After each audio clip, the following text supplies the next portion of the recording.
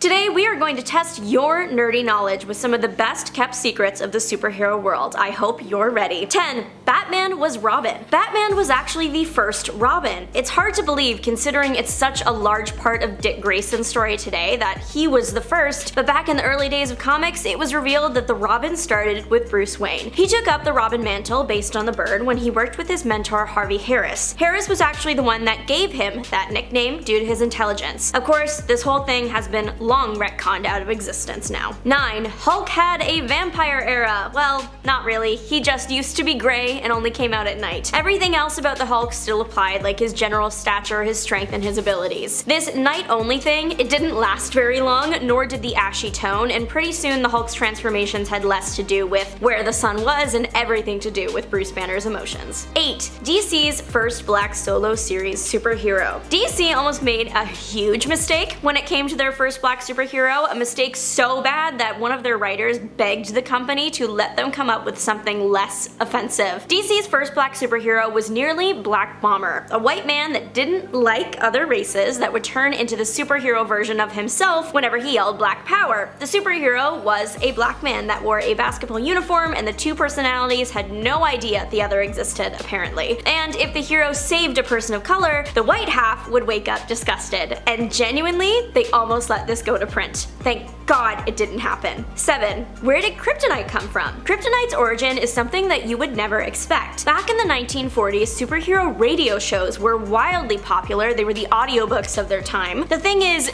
they were live and actors needed time off, so stories were introduced that didn't need to feature Superman. And that's how the concept of Superman's biggest weakness came about. It wasn't until about 6 years after that it was officially introduced in the comics, but hey, it stuck around. And I originally researched this because I thought that the absolute Superman had a really cool origin for Kryptonite forming, it being the rotted remains of Krypton, and I couldn't believe that that wasn't the original origin story, and this was. 6. Galactus. Galactus takes a different form for every race that sees him, so that purple armor-clad giant isn't really what he looks like, that's just how the human brain can comprehend him. And I have to say that we got pretty lucky because some versions of him are 10 times scarier. As the only being that came from the 6th cosmos into the 7th, and is destined to be the one to pass the power from the 8th to the 9th, it makes sense that he is more abstract than concrete. 5. Batman and his golden rule. Batman used to use lethal methods when he deemed it necessary. Batman is known today for having the most deranged villains that he absolutely refuses to kill, believing it's a line that he just can't cross. Violent actions weren't favored by the public at the time that Batman was getting popular, so he was forced to stop. But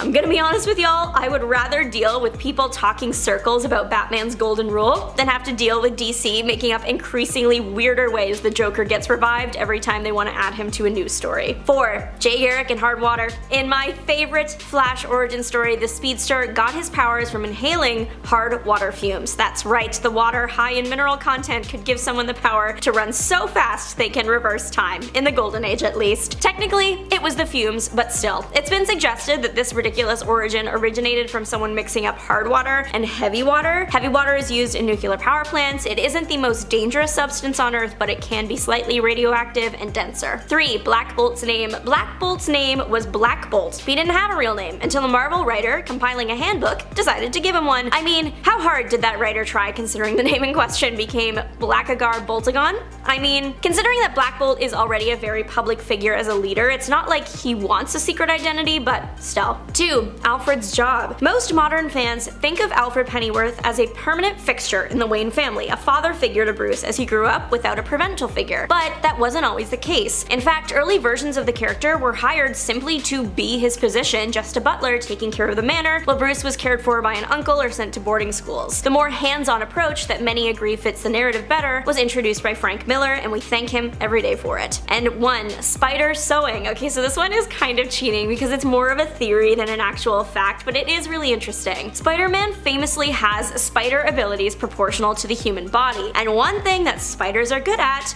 weaving. Spider-Man has a secret power, super sewing. It would explain why all Peters are able to create such a good suit and mend it despite rarely showing that Peter attended home ec classes. In reality, even if he didn't get proportional weaving abilities, his hand-eye coordination certainly improved, which has to help that task. I just think it's a fun theory that would explain a lot about the character. Superheroes get all the glory, but the real movers and shakers in the Marvel Universe operate from the shadows. Take the Maggia, for instance. This international crime syndicate with roots in the 13th century has their fingers in everything from illegal gambling to politics, proving that sometimes the greatest power lies not in super strength, but in subtle manipulation. Forget the street thugs and petty criminals. In the Marvel Universe, organized crime operates on a whole different level. Enter the Maggia, an international crime syndicate with roots stretching back to 13th century Europe. These guys are the real deal, pulling the strings in every major city across the globe. They've got their fingers in everything from illegal gambling and loan sharking to narcotics and even politics. Think of them as the puppet masters, controlling politicians and labor unions, ensuring their illicit empire thrives. And don't be fooled by their fancy suits and slick back hair. The Maggia isn't afraid to get their hands dirty, employing supervillains and mad scientists to carry out their nefarious schemes. They operate as a coalition of independent families, each with its own territory and ambitions. Some of the most notorious families include the Silvermane family, known for their traditional approach to crime, the Hammerhead family with their flamboyant 1920s gangster style, and the Nefaria family, notorious for employing costumed criminals and advanced technology. Crossing these families can have deadly consequences, as the Maggia enforces a strict code of secrecy, often silencing those who betray them with a death grip to the chin. Beneath the bustling streets of New York City lies a hidden world, a refuge for those shunned by society. These are the Morlocks, a community of mutants whose appearances have been twisted by their powers, making it impossible for them to live among humans. Forced into the darkness of the sewers and abandoned tunnels, they've carved out a life for themselves, a society where the grotesque is the norm. But don't mistake their outcast status for weakness. The Morlocks possess a diverse range of abilities, from Callisto's leadership and combat skills to Marrow's bone manipulation and Caliban's mutant tracking and fear amplification. They are survivors, fiercely protective of their own,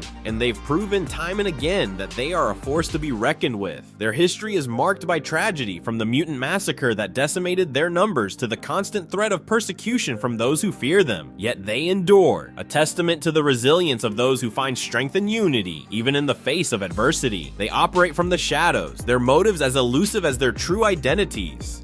The Secret Empire, a subversive organization with a revolving door of leaders, each with their own vision for world domination. Originally a branch of the infamous Hydra, they eventually broke away to pursue their own agenda, one that often involves manipulating world events from behind the scenes. Kidnappings, assassinations, and developing weapons for other villainous groups are just some of their specialties. They even once attempted a coup d'etat, with their leader, known only as Number One, revealed to be a high-ranking US government official. Though their plans are often thwarted by heroes like Captain America, the Secret Empire remains a persistent threat, a reminder that power can corrupt even those in the highest positions. Imagine a group of supervillains, each with their own thirst for power, united under a single banner. That's the Cabal, a secret society formed by the god of mischief himself, Loki, as a twisted reflection of Earth's mightiest heroes. Led by figures like Norman Osborn, the former Green Goblin, the Cabal has orchestrated numerous schemes, from manipulating world governments to outright attempts at global domination. But here's the catch. These villainous alliances are often short-lived. Ego clashes and betrayals are the norm, with members constantly vying for control and ultimately tearing the group apart from the inside. It's a classic case of too many cooks in the kitchen, where ambition and mistrust ultimately lead to their downfall. From the shadows of ancient Japan emerges a force both mystical and deadly. The Hand, a ninja clan with a history stretching back centuries. Originally formed to protect the innocent, they were corrupted by their rivals, the Snakefoot clan, and transformed into a league of mercenaries and assassins. But what truly sets the Hand apart is their mastery of the demonic arts, granting them the power to resurrect the dead and command an army of undead ninjas. Heroes like Daredevil, Elektra, and Iron Fist have found themselves entangled in the Hand's web of intrigue, battling their relentless pursuit of power and their sinister influence on the criminal underworld. But their mastery of dark magic and armies of undead ninja make them a threat unlike any other, a force that even the most skilled heroes struggle to contain. Sometimes the greatest threats aren't masked villains or alien invaders, but the very people entrusted with protecting us. When the fate of the world hangs in the balance, who do the heroes turn to? The Illuminati, a clandestine council of some of the most powerful minds in the Marvel Universe. Iron Man, Mr. Fantastic, Doctor Strange, Professor X, Black Bolt, and Namor. These are the figures who operate from the shadows, making the tough decisions that others can't. But their actions are often shrouded in controversy. Exiling the Hulk to space, attempting to destroy the Skrull homeworld, these are just some of the morally gray areas they've navigated. The Illuminati represent the burden of power, the weight of responsibility that comes with protecting a world that often doesn't understand the sacrifices they make. If there's one name that strikes fear into the hearts of heroes, it's Hydra. This terrorist organization with its Nazi origins and chilling motto, "Cut off one head, two more shall take its place," has been a persistent threat to global stability for decades. Led by figures like the Red Skull and Baron Strucker, Hydra's reach extends to every corner of the globe, their agents infiltrating governments and organizations, sowing chaos and pursuing their ultimate goal of world domination. They've been involved in everything from assassinating world leaders to developing weapons of mass destruction, and their influence can be felt in some of the most significant events in Marvel history. Remember the Winter Soldier? Yeah, that was Hydra's handiwork. They are a constant reminder that vigilance is the price of freedom, and that even the most insidious threats can lurk beneath a veneer of normalcy. Long before Tony Stark built his first Iron Man suit, a warlord by the name of Xu Wenwu discovered 10 mystical rings that granted him unimaginable power. These rings, the source of his immortality and the foundation of his vast criminal empire, are far more ancient than we initially thought, predating even the Middle Ages. With the 10 rings at his command, Wenwu toppled empires, amassed unimaginable wealth, and orchestrated countless acts of terror through his organization, also known as the 10 Rings. These rings are not mere weapons, they are conduits to a power that can manipulate matter, unleash devastating energy blasts, and even defy the laws of physics. The 10 Rings represent a legacy of power and ambition, a force that has shaped the destiny of heroes and villains alike. While many secret societies focus on earthly threats, SWORD has its sights set on the cosmos. The Sentient Weapon Observation and Response Division, founded by Maria Rambeau, stands as Earth's first line of defense against extraterrestrial threats. Operating from their space station headquarters, they monitor the skies, investigate alien activity, and neutralize any potential dangers to global security. They've been involved in everything from researching universal jump points to investigating the arrival of a Skrull spaceship on Earth. SWORD represents humanity's growing awareness of its place in a larger universe, a recognition that the threats we face may not always originate from our own planet. In a world where science and magic collide, the masters of the mystic arts stand as guardians against the unseen. Founded thousands of years ago by the powerful sorcerer Agamotto, this ancient order protects Earth from mystical and interdimensional threats. Their mastery of the mystic arts allows them to tap into extra-dimensional energy, manipulate the fabric of reality, and wield spells of unimaginable power. From their hidden sanctum of Kamar Taj, they train new recruits, honing their skills and preparing them for battles against powerful magical beings. Doctor Strange, the Sorcerer Supreme, is just one of the many skilled practitioners who have dedicated their lives to defending our world from the forces of darkness. The Masters of the Mystic Arts represent the enduring power of magic, a force that transcends the limitations of the physical world and safeguards humanity from threats beyond our comprehension. So from street-level thugs to cosmic gods, the Marvel Universe is teeming with powerful organizations. We've only scratched the surface here, and there's a whole other realm of influence out there, far beyond Earth's atmosphere. If you're curious about the beings who shape reality on a truly universal scale, be sure to click the link on the end screen to dive into our discussion on cosmic entities in comics. Trust me, you won't want to miss it. The Guardians of the Universe are immortal, and they're the oldest living beings in the universe. For eons, they proclaimed that they had witnessed the creation of life itself, and that this creation had occurred on their home planet. Thus, this gave them the right to assume authority in universal disputes. Now, as the overseers of the Green Lantern Corps, they are dedicated to maintaining peace and order throughout the universe, and use the Green Lanterns to enforce those ideals. However, Blackest Night #7, written by Jeff Johns, reveals that the Guardians of upheld their authority by perpetuating the oldest lie in the universe. Necron, the embodiment of death and the founder of the Black Lantern Corps, uses a slain Guardian to release a being made of pure white light from Earth's core. Ganthet, a Guardian, reluctantly then tells Hal Jordan that it is the entity, the living light bestowed upon this universe, that triggered existence itself. He then reveals that while the Guardians are the oldest living beings, life did not begin on their homeworld, but rather on Earth. They hid this truth to keep the entity protected, and they deliberately refused to choose Green Lanterns from Earth so as to not draw attention to the planet. Sinestro realizes that Abin Sur must have discovered this, and that's why he chose to give his ring to an Earthman, seemingly hoping that it would help uncover the entire conspiracy.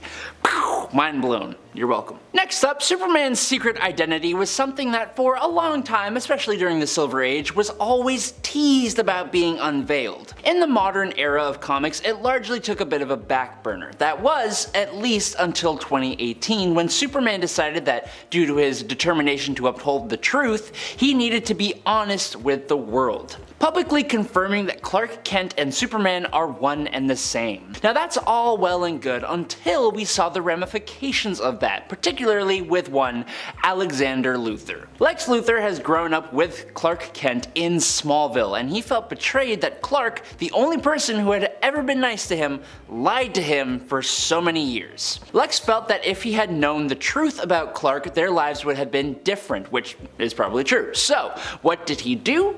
Luthor captured Manchester Black, who he had planted as a mole on Superman's authority team, and used Black's telepathic powers to not only erase Superman's identity, but put a post-hypnotic suggestion in everyone on Earth that would give anyone a heart attack if they found out that Superman was Clark Kent.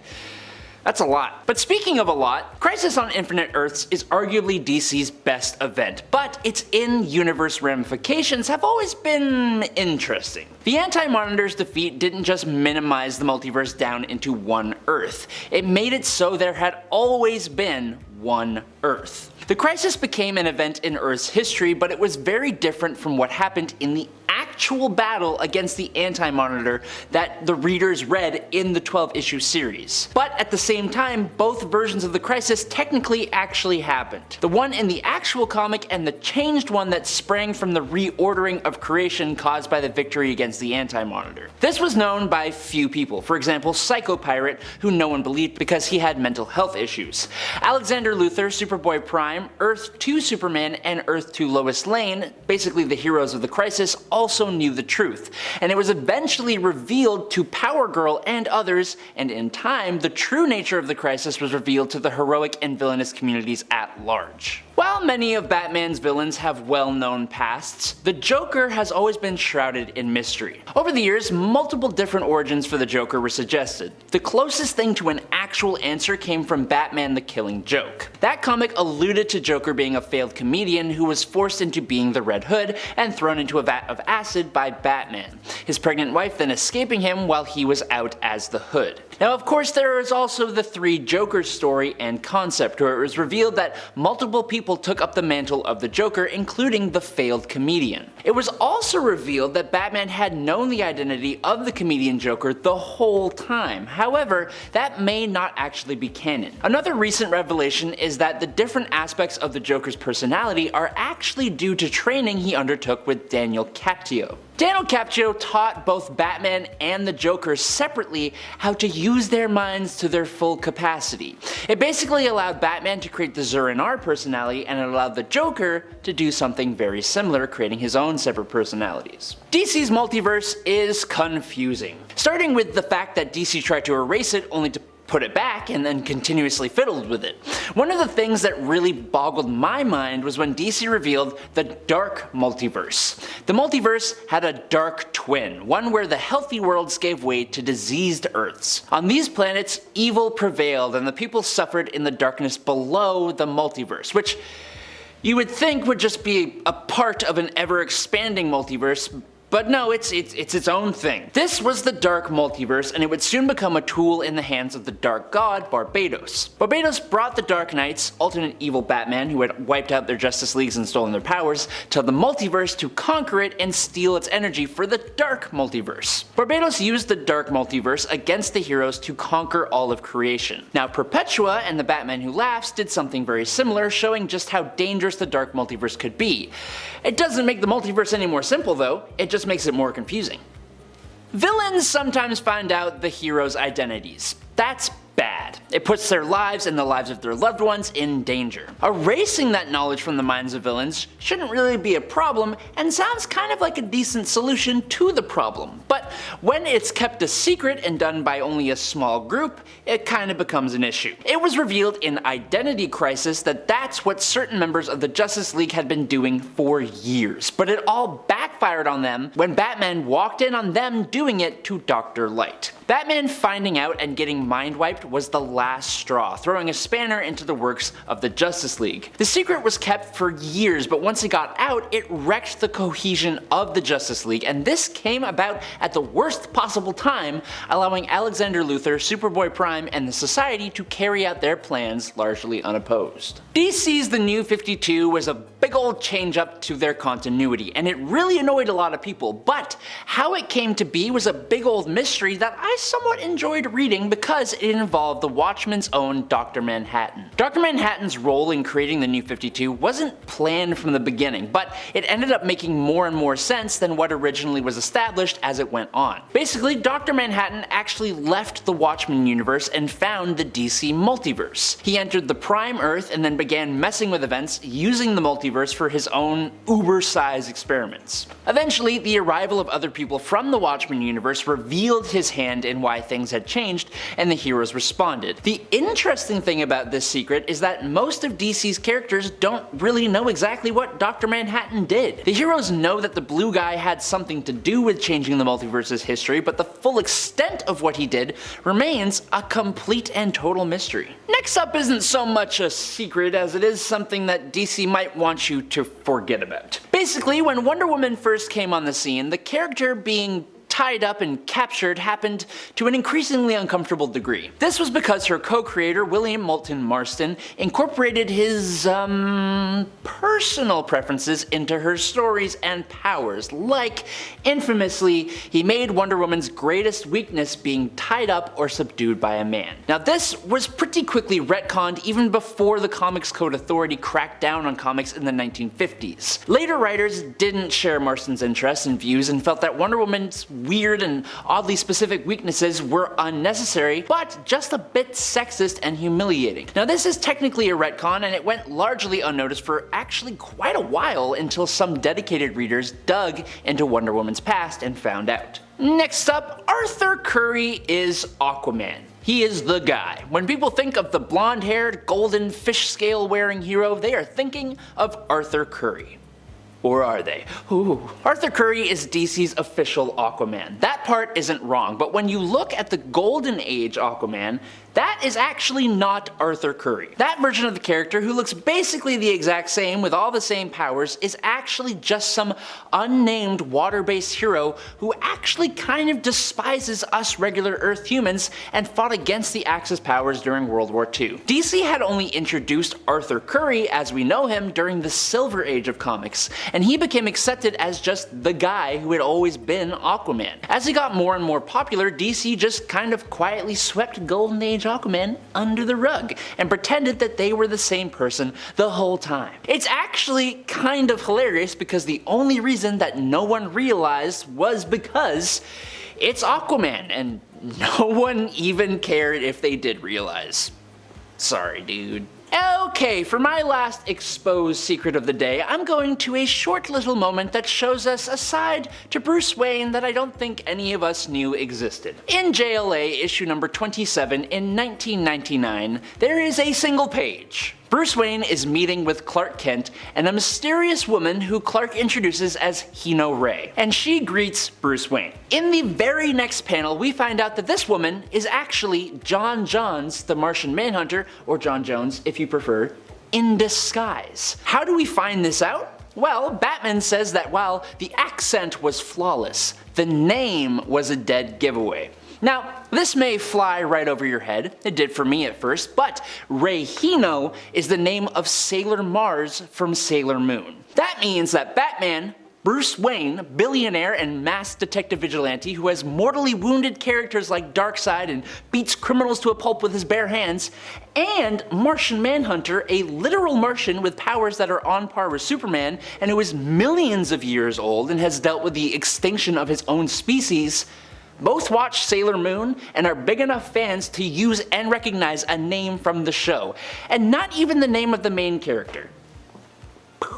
Think you know everything about Wolverine? Think again, pal. From his jaw-dropping healing abilities to the dark experiments that turned him into a literal living nightmare, there's a lot more to Logan than meets the eye. Here are the ultimate Wolverine secrets that you wish you knew sooner. Healing factor. Wolverine's healing factor is his defining and most extraordinary power. It's a little OP if you ask me. This accelerated healing allows him to recover from almost any injury. Any wound, any deep slash, any severe burn, or even be dismembered, God forbid, he can heal. But this power goes beyond mere healing, and some speculate it's actually an advanced survival mechanism that adapts his body to survive in even the most extreme environments, or events, or battles. Wolverine has withstood nuclear blasts, survived losing parts of his body that you probably shouldn't, and overcome toxins and diseases that would be fatal to any other person. His healing factor has also significantly slowed his aging process, that's why they cast Hugh Jackman, meaning that he appears to be in his prime always, despite having lived for over a century. God, Hugh Jackman's so handsome. Adamantium skeleton. Wolverine's skeletal structure is one of the most indestructible aspects of his body, and that's all thanks to adamantium bonding. During his time as a test subject for Weapon X, a government program designed to create super soldiers, his bones were coated with this nearly indestructible metal, turning his skeleton into, well, you saw what Deadpool did to him, right? It worked. Not only does this make his bones unbreakable, but it also gives his claws, which are housed within his forearms, the ability to slice through almost anything and anybody. Ooh,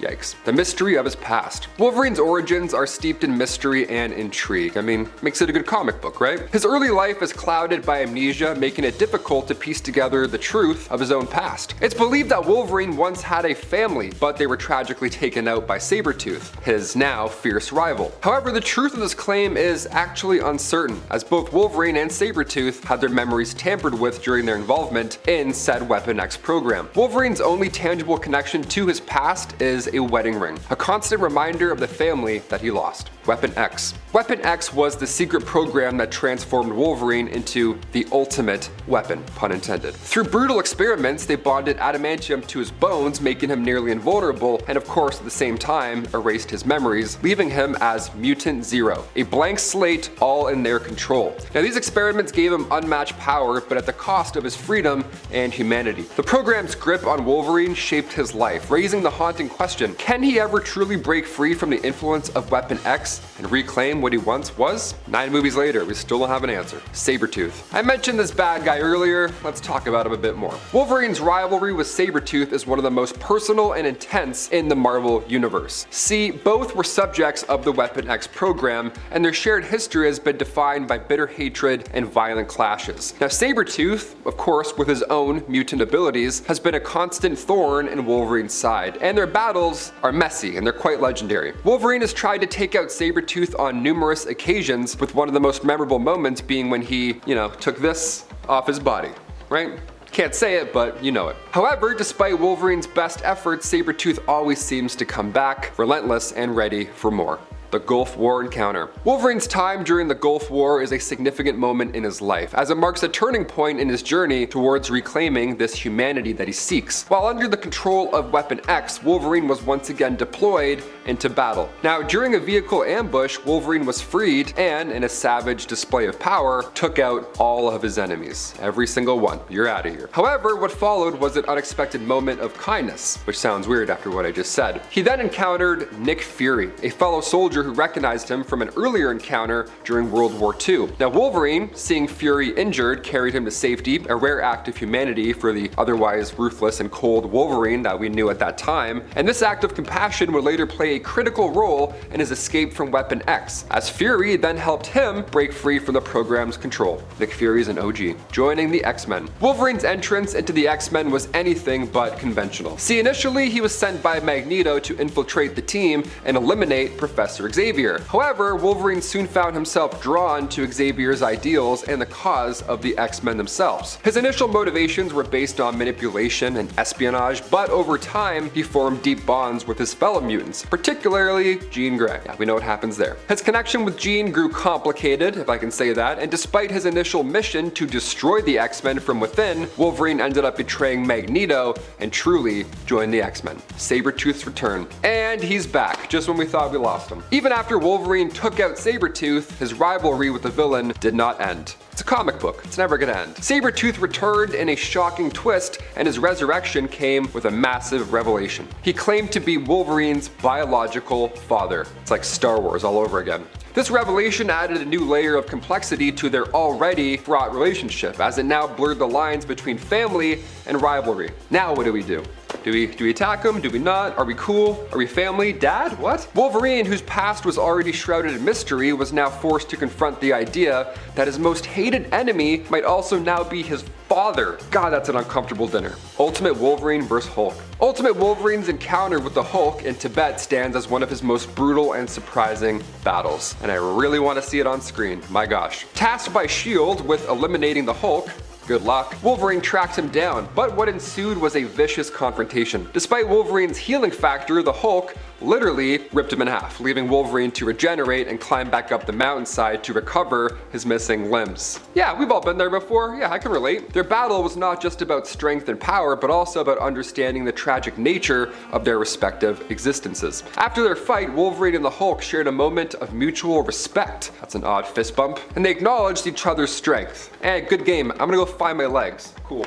Wolverine's ultimate fate. So how does this end? How did the Ultimates end Wolverine? Wolverine's ultimate fate came during the Ultimatum storyline, where he faced off against his longtime adversary, Magneto. In this final confrontation, there was a massive twist. Magneto ripped the adamantium from Wolverine's skeleton, rendering him now vulnerable for the first time in years. The battle culminated in Wolverine's passing as Magneto used his powers to finish him. And this time, he was actually gone. This tragic passing was a sobering moment in the X-Men's history, but it didn't erase his legacy. Wolverine's impact on the mutant world was profound, and his passing left a void that would continue to shape the future of all mutant kind. Altered origin. In the Ultimate Universe, Wolverine's origin takes a darker and, sadly, a more tragic turn. This version of Logan, introduced in Ultimate Universe 1 year in, is captured by Directorate X, a shadowy organization aiming to create the perfect hero. Well, lack thereof, really. Unlike his mainstream counterpart, this Logan is unable to escape their control and is transformed into a mindless tool of destruction, referred to as only the Specimen. His captors pushed his healing abilities to their limits and used him as a living nightmare for their agenda. Now, this heartbreaking twist does highlight how the Ultimate Universe reimagines classic heroes. Just like we saw when it redefined Spider-Man by starting his story in his adulthood, this story here redefines Wolverine by stripping away all of his freedom, which is a core part of his character. So now we get this monster. This new storyline positions Wolverine as a tragic figure whose eventual escape will be marked by rage and regret, emphasizing the theme of rejecting the Maker's manipulated world. This first one is kind of tangled up in a bunch of Marvel secrets which were exposed. It all started when the Scarlet Witch seemed to conceive and give birth to 2 living children. This was odd, considering that Wanda was married at the time to Vision, who she claimed was the father of her children. And Vision, of course, is, well, he's an android, so the idea that she could conceive his children seemed impossible, especially since that had already been established in the canon that wasn't possible. From there, Wanda was made to realize that her children were not in fact alive in a traditional sense, despite her wanting them so badly to be. Instead, she had taken a piece of Mephisto's soul and used it to manifest the kids into being by warping reality, because her desire to have children was just that strong. Later, after being forced into accepting this truth, Wanda's mind is then wiped of the children's existence, who at this point have been removed. For her own safety and peace of mind, it was believed this this was done. Or at least, that's what Agatha Harkness believed she was doing it for. However, when Wanda later found out the truth of this cover-up, she wasn't quite so appreciative of Agatha's actions. In fact, this revelation, which came about because Wasp let it slip accidentally, instead prompted Wanda to search for Agatha and, once found, to kill her. And then Scarlet Witch suffered a mental break after that, which led us down the path to Avengers Disassembled and inevitably House of M, as House of M came out of that. What are some hero reveals that you feel have just been the most mind-boggling, either for the characters in the comics or for you reading them? This next one was a pretty big secret that was kept throughout the dawn of X of the Krakoan era. We knew this secret as the readers because we were given the full story of Krakoa's creation at the beginning of the dawn of X. It's all explained, but many others involved in its creation in canon in the story were not informed of just exactly who was entirely involved in the founding of this mutant nation. All mutants seem to know about the major involvement of Charles Xavier, aka Professor X, or just X as he was going by at that time, and Eric Lenscher, sometimes referred to by his given name Max Eisenhart, but more often referred to by his codename Magneto. But no one, save Magneto and X, knew of the third person that was involved in the founding, Moira Mctagert. In fact, at this point in comic book history, many people actually believed Moira to be dead, so even the fact that she was still alive was in and of itself a reveal. So just her existence was a major secret that was hidden from pretty much everyone else on the island, including Krakoa itself and all the other members of the Quiet Council. Needless to say, after this reveal happened, a lot of people were understandably hurt, upset, and confused as to why they'd been kept in the dark about this. Emma Frost especially, but also Cypher among them, and then there were some people that were just plain mad. In the end, this reveal also led to the reveal that Moira had actually been masterfully enacting her own plan this whole time to eradicate mutant kind, of which the creation of Krakoa was actually only a part. Yikes. The reveal of her existence led to the reveal of her true feelings towards mutant kind, with us learning that Moira was actually a villain, which in turn led her to going completely off the rails and joining up with Orchis, becoming more and more of an evil cyborg along the way as time went on. To the point that we have Moira Mctagert now, who I feel like is not even recognizable really. I personally think this next one is one of the wildest secrets that has been revealed in Marvel Comics in all of its history. It comes to us from Original Sin, where secrets were being exposed left, right, and center. This one involves Bruce Banner and Tony Stark. Back in the day, Banner and Stark actually worked together on the gamma radiation weapons that were being tested by the military. However, one night, after some drinks and as a result of kind of a heated argument that had ensued between Banner and Stark in regards to the moral implications of what they were creating here, Tony tampered with the explosive that they were preparing to test. Following that, the accident that would happen would transform Bruce Banner forever into the tormented hero we know as the Hulk. And during Original Sin, it was believed, or kind of implied, that this only happened because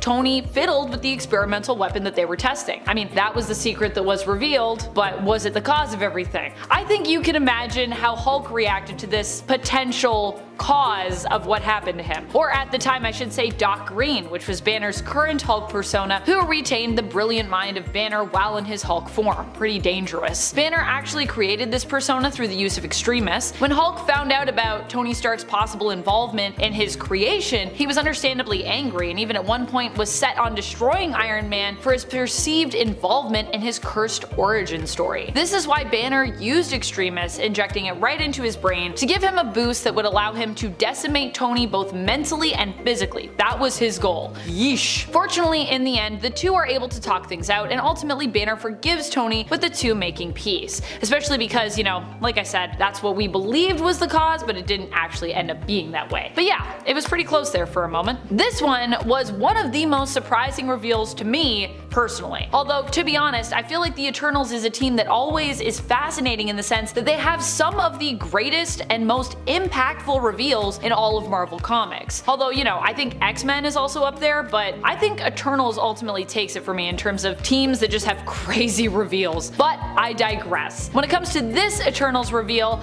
it's maybe not the most earth-shattering, but it's still insane. Actually, wait, it was kind of accidentally earth-shattering, literally. I'm going to focus on the secret that in order for for the Eternals to be resurrected and rebuilt by the great machine that is Earth, human lives have to be sacrificed. This is a secret that once exposed and revealed to some of the Eternals ends up destroying them. When it comes to Icarus, it's a truth he struggles to live with after he learns the boy he was pledged to protect, Toby Robson, actually died as a result of Icarus needing to be resurrected. On a larger scale, this reveal causes one of the Eternals to even turn on the others, believing this cycle of sacrifice needs to be stopped. I won't say who is the one that is kind of behind all of that in case you feel inclined to check out the most recent Eternals run from 2021 that was written by Kieran Gillen, but it's pretty crazy. Honestly, I recommend you check out that series. It is a fantastic read, and it only ended up being 12 issues, so it's not that long. But it's so good, you'll probably, like me, wish it was longer. This final secret was exposed by the person who had been tasked with keeping it in the first place. But it's just so insane that I have to include it here. Also, even if the person whose secret it is reveals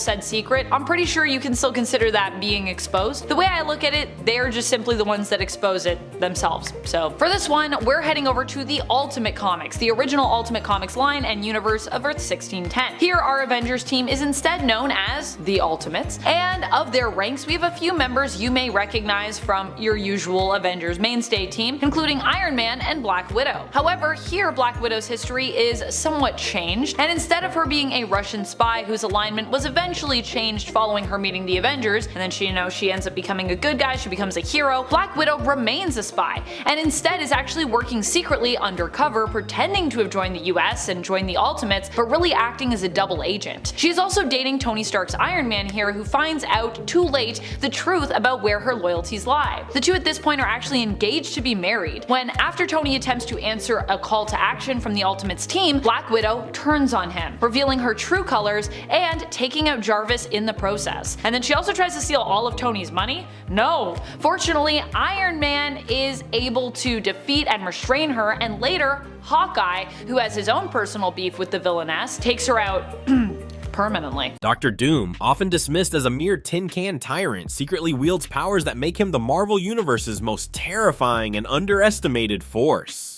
Coming in at number 10, we have a power that often gets overshadowed by his more bombastic abilities, Dr. Doom's mastery of hypnotism. While many villains opt for outright mind control, Doom has refined the art of hypnotism to a surprising degree. This isn't just about subtle suggestion. Doom can completely entrance his opponents, bending their will to his own. This more nuanced approach to psychological manipulation is a testament to his multifaceted skill set. Beyond simply enforcing his will, Victor Von Doom has truly mastered the art of hypnosis itself. Furthermore, recognizing that even his formidable concentration might waver, Doom has incorporated a backup plan directly into his iconic armor. Located in the left gauntlet is the Instant Hypnotism Impulsor. This device can disrupt an individual's sense of balance and even convince foes to turn on each other, rather than focusing their attacks on Doom. The inclusion of both a personal mastery of hypnotic techniques and a technological aid demonstrates a comprehensive and well-developed aspect of his capabilities in this area. The fact that he keeps such a nifty device readily available suggests its regular and strategic use in various combat scenarios. Imagine facing down Dr. Doom, ready for a magical blast or a technological terror, only to find yourself suddenly compelled to fight your own allies. That's the subtle but potent threat of his hypnotism. Sliding into the number 9 spot is a truly unsettling ability, mind transference. Forget just reading minds. Dr. Doom can swap consciousness with other beings. This isn't possession in the traditional sense. It's a complete exchange, allowing him to cheat death or infiltrate enemy ranks in the most insidious way possible. This remarkable technique, known as the Ovoid mind transfer, was learned from a group of oval-headed aliens and requires only eye contact with the intended subject. This highly specific and learned ability sets it apart from more general forms of telepathy or possession. The necessity of eye contact adds a particularly creepy and personal dimension to the threat he poses. He has utilized this power to great effect, even swapping bodies with members of the Fantastic Four to sow confusion and gain a tactical advantage. Furthermore, Doom's mastery extends beyond this alien technique. He has demonstrated the ability to transfer his consciousness into other beings through both magical and technological means. For instance, he once transferred his mind into Wolverine's adamantium skeleton in a future timeline and even into a random individual to facilitate an escape from confinement. He also employed technology to perform a body transfer with Daredevil, versatile, showcasing his adaptability and resourcefulness in manipulating consciousness. The distinction between mind transfer, which involves a complete swap, and possession, where one being takes control of another's body, is important to note. Doom's proficiency in both highlights his comprehensive understanding of consciousness manipulation across different disciplines. Imagine looking into Dr. Doom's eyes, only to suddenly find yourself trapped in his metal shell while he's walking around in yours. Talk about a bad day at the office. Cruising into the number 8 spot is Dr. Doom's often understated ability, Technopathy. We know Doom is a technological genius, but his connection to machines goes far beyond just building them. He possesses the power to control technology with his mind, making him a walking, talking digital nightmare for any hero relying on gadgets. This ability allows him to command his army of Doombots with mere thought, eliminating the need for remote control. However, his technopathic control isn't limited to his own creations. It has been revealed that Doom possesses some level of telepathic control over all machines. This drastically increases his threat level in a world that is increasingly reliant on advanced technology, as any device could potentially become a weapon in his hands.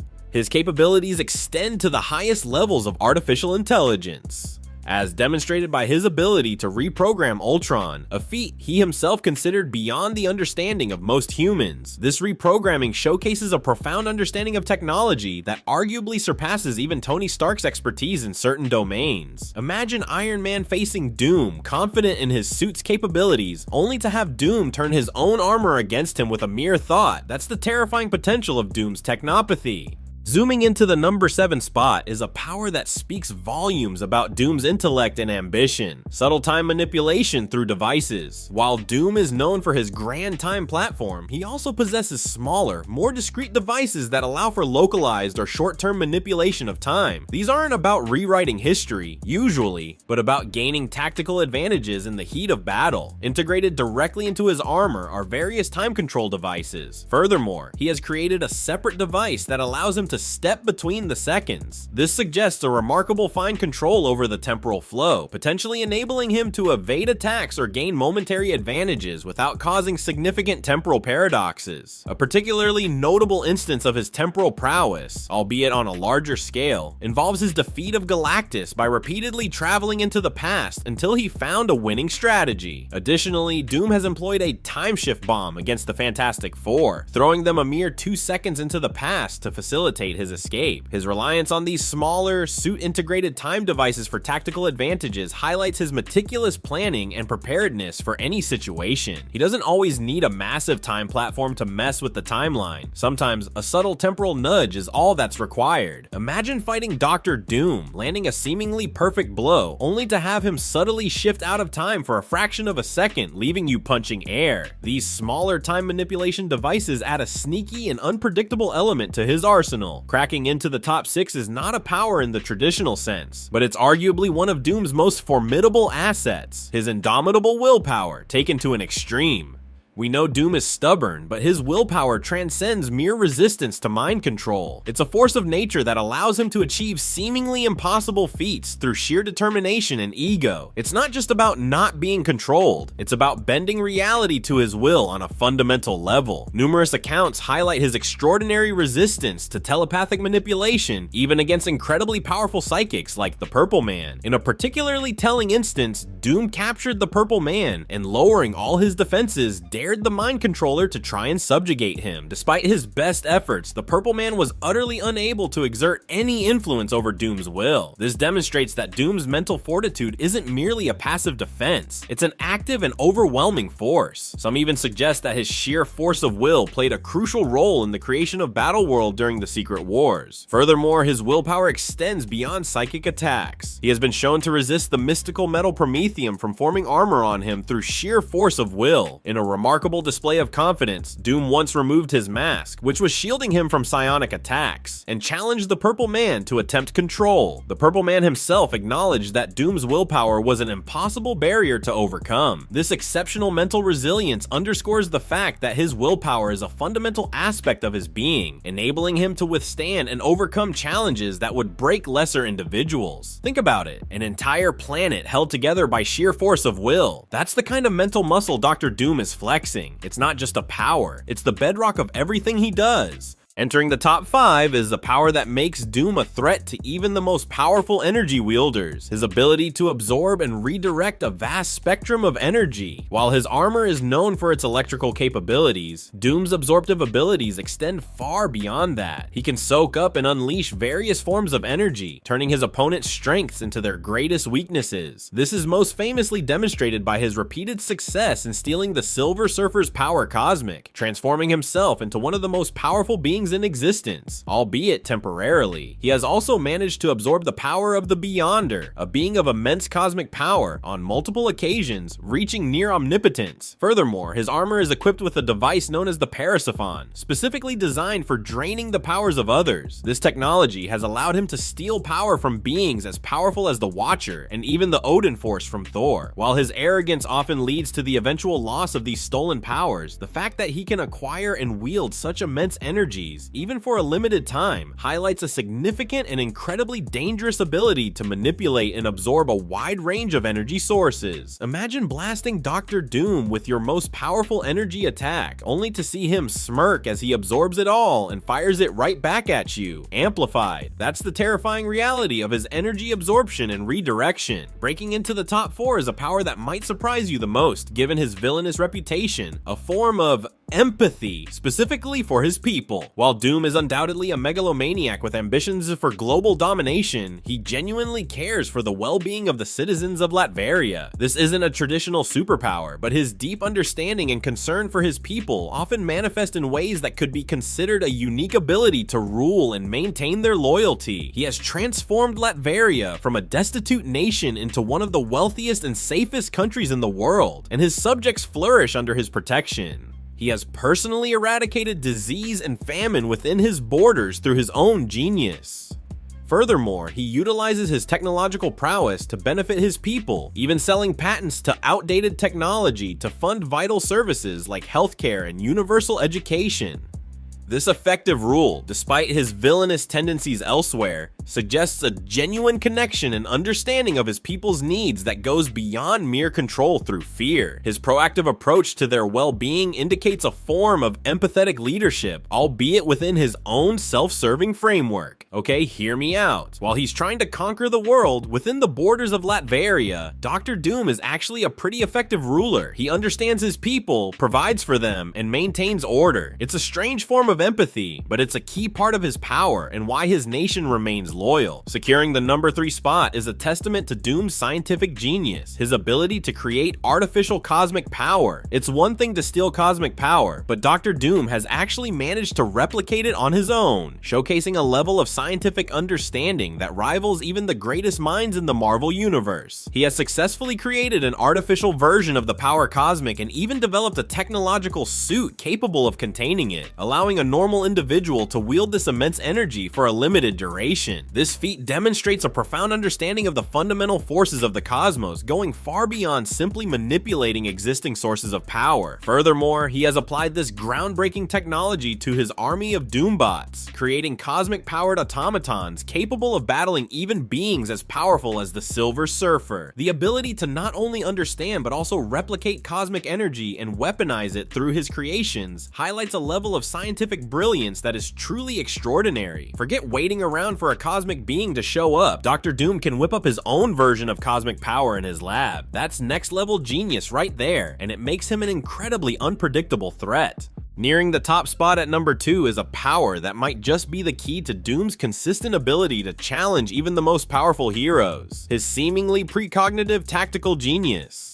Doom always seems to be one step ahead, anticipating his opponent's moves and having a counter for every strategy. While his own formidable intellect is undoubtedly a major factor, there's a compelling theory that suggests a more intricate system at play. It has been proposed that Dr. Doom relies on a sophisticated network of Doombots, each equipped with advanced artificial intelligence, to constantly analyze potential scenarios, predict enemy actions, and refine his intricate schemes. These Doombots function as a form of self-critiquing AI, rapidly working through countless possibilities to arrive at the most optimal solutions for any given situation. Even if this theory holds true, the initial creation and implementation of such an advanced network still speaks volumes about Doom's own unparalleled intellect and foresight. He is the architect behind this distributed intelligence. leveraging his technological creations to achieve a level of strategic planning that would be virtually impossible for a single individual, no matter how brilliant. This potential secret power is more than just intelligence. It's a unique and innovative approach to tactical thinking, utilizing his technological creations in a way that sets him apart from virtually every other villain in the Marvel Universe. Ever wonder how Dr. Doom always has a plan for everything? Well, the secret might be that he's not just relying on his own brain power. The theory of a vast network of hyper-intelligent Doombots constantly analyzing and predicting every possible outcome is mind-blowing and could be the key to his tactical supremacy. And now for the #1 secret power you never knew Dr. Doom had. It's not just one power, but a combination of factors tied to his iconic armor, specifically its ability to adapt to any threat and its surprising capacity for possession. We all know Doom's armor is incredibly durable, capable of withstanding blows from beings as powerful as the Hulk and energy blasts from Iron Man. However, its true secret lies in its remarkable ability to learn and adapt to new threats in real time. It is equipped with lenses that can analyze spells unleashed by other sorcerers, allowing him to understand and potentially counter magical attacks. The armor has even been shown to adapt its defenses to specifically counter the Human Torch's flames, a testament to its reactive capabilities. Furthermore, it is enchanted against demonic influence and even contains fragments of the True Cross, providing protection against vampires and other undead creatures. Beyond its impressive protective features, Doom's armor possesses a bizarre and rarely discussed ability. It can slowly possess anyone who isn't Victor Von Doom who attempts to wear it, essentially turning them into him. This insidious feature ensures that his most valuable asset cannot be easily used against him. While Mr. Fantastic has managed to reverse this process on at least one occasion, the fact that the armor possesses this capability is a truly unique and unsettling secret. This combination of constant adaptation and the inherent possessive nature makes Dr. Doom's armor far more than just a suit of protection. It is an extension of his will, a constantly evolving technological marvel, and a tool for ensuring his continued dominance. Think about it, an armor that not only shields him from almost anything, but also learns from every encounter and can even turn his enemies into mini Dooms. That's insane. This combination of adaptability and possession makes his armor arguably his most surprising and powerful secret weapon. So next time you underestimate Dr. Doom, remember the sheer breadth of his hidden capabilities.